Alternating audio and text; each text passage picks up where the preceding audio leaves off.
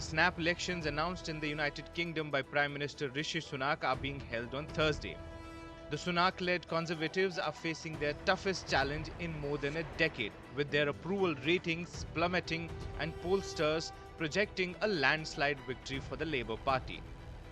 Rishi Sunak has lost popularity while he's Chancellor and while he's been Prime Minister from having been a very popular politician. His party is now struggling. With British Indian voters, he's a bit more popular than he is with the electorate generally.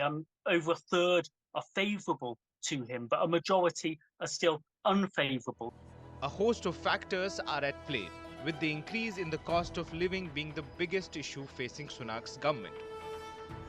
Inflation hit double-digit levels in the previous 2 years. There are close to 1.8 million British voters of Indian origin, comprising roughly 2.5% of the total UK population. This number translates into a significant vote bank. Over 42% of the community falls into the high-income bracket. Estimates suggest that the community contributes over 6% to the UK's GDP.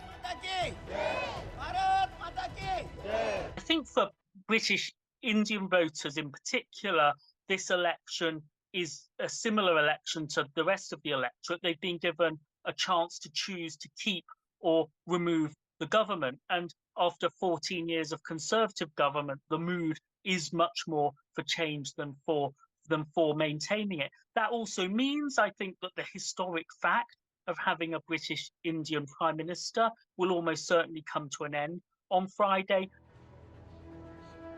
Leaders for both the Conservatives and Labour parties have been reaching out to the Hindu community.